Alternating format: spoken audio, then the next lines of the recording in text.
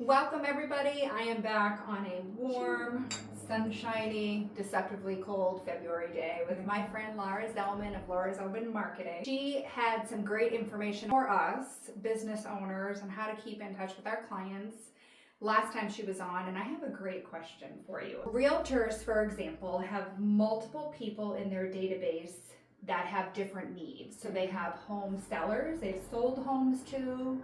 They have home buyers who are prospects. Like myself as a mortgage professional, I have new clients, I have my closed clients, and I have realtors who I'm marketing to let them know that if they want to type A, answer 7 days a week mortgage person, I'm your girl. Anyways, long intro, but what would be a solution for someone with multiple different, demographics that they're communicating with? It's a really good question, and I think it applies especially in the real estate world, Yes. Where your audience is different needs, different goals, different time frames. Yes. But they're all the common denominator. They're all people you want to maintain a relationship with.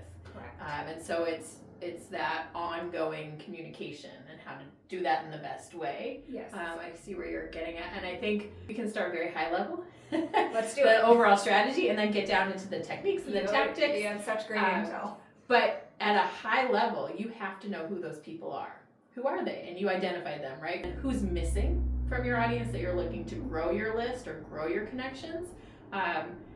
So that's a little bit a separate piece, but a whole nother reason to hire you to try to get those databases that's another chat. Filled and organized. Another chat about how you fill that list. But so you start with your existing list. Here are the things that are important to me, and you need to align those with what your products are. So if you're an agent who is really looking to connect with buyers, then you're going to make sure your audience is segmented in a way that pulls that out.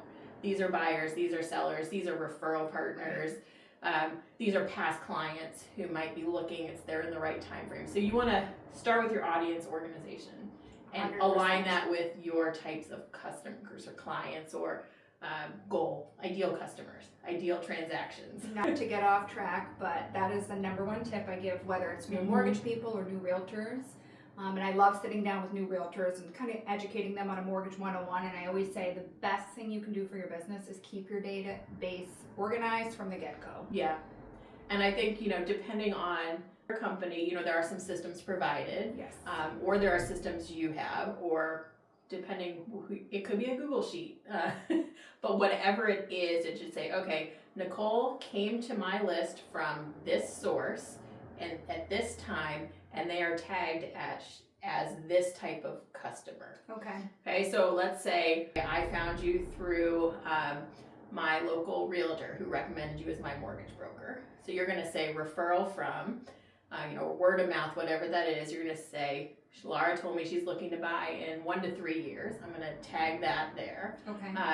And then I'm also probably going to say, add to my general communication list. So you're going to have different things. That makes sense. And it can be helpful to know too, all this is going to trickle down into what we say in the emails, but someone who is a warm lead from a realtor that's coming to you is different than someone who saw your ad in a community paper and doesn't know anything about you. They just know that you are a mortgage broker in Medway, you cover this area, and they've seen you. Okay, so we're going to start high level. I love it. Organize.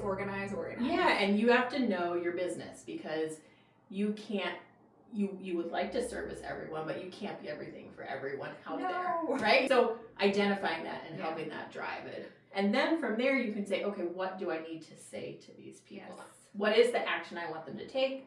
What is the information they need to make a decision to work with me? Why? And this gets into your overall marketing, which is what are you great at? What do you provide? What value do you add? What services are you known for? What do your clients tell you after they've worked with you that stood out? So great. Because then you can say, I'm the mortgage broker who's always going to take your call, whatever time, whatever it is, and you're going to communicate that. That's the kind of language you're going to use in your messaging. Understanding who you're talking to, where your strengths are, and then what their needs are, and sort of pairing those all together. Okay, sounds easy. Sure. It's one of those things where, depending if you're starting from scratch, it's certainly easier because you set up your systems ahead of time. But if you're, revamping, refreshing, like it's not impossible. It's not impossible. It just really starts with you understanding your goals. Yeah, shout out to my team member, Lara. I have a Lara in the office, and Lara here, and neighbor Laura. Yeah. But she's helping me get organized right now, as well as someone from our company, just because sometimes our tags get a little out of control. Yes. So if I wanted to send everyone the same communication at once, because let's face it, getting one email out a week as a business owner is hard. I know you said in the past, like if you have to just start, you have to commit to it once a month, once a year if you have to. Right. But I'm on the assumption that a monthly communication is necessary, and I don't have the capacity to send the different folks different emails. Sure. So I'm asking you to do something you don't think I should be doing, right? Well, so there's a couple ways to do it, right? You, as in your business, are going to provide, you never know, so someone's tagged in your system as a buyer, but maybe they're a seller. Right. Maybe they are, maybe in their professional life they have a need for something. So you don't want to segment it so much that they're only getting a buyer email, right? Because someone who's buying a house has a house to sell usually. Yeah. So having that general newsletter, right? That's what's happening in Nicole's business this month. What's happening in the world? Mortgage trends, real estate industry, general world trends, anything like that. Yeah. That's going to be relevant for everybody. Yeah. And it keeps your name and your business top of mind for them. I love it. And they also, if you want to think about it this way, anyone on your email list is a potential referrer for you. Right. Because someone's in a casual conversation and they're like, oh, I know someone who does that. You should call Nicole. And so you don't want to only focus. Hyper focus. Right. You do in some situations, right? But you don't want that to be the only. Invites, we learned about that last time, and how you should get ahead of sending those out. Yeah, and you don't want it to be the only thing they see from you is like, hey, let me help you do this. You want to give that bigger picture overview. So like you said, maybe it is everyone in your audience is getting a monthly newsletter. Yeah. And it's those high levels. And then maybe you figure out, okay, well, the seasonality of the business too. Okay, well, home sales really ramp up in this area around this time, so I should back up from that and start like laying the groundwork for hey, are you thinking? Our friend Erica does this. Hey, are you thinking of selling in the spring? These are the 5 things you should be doing now to prepare yourself. She sat right in that chair talking about it. Exactly. So those are things you can do. For those specific audiences based on the seasonality of the business, I love it. Especially in real estate, because we know the business has that seasonality, and people are thinking about it at certain times of the year. Well, shout out to Lara. She has an awesome newsletter, and I learned through it that she's a foodie. She shares some really great recipes, some good B2B tips. So feel free to reach out to Lara. I will add her information, and she's wonderful. She'd be happy to help. Yeah, I'm happy to help with emails, recipes, meal planning. I love it. My most recent newsletter, I'm sure you read it.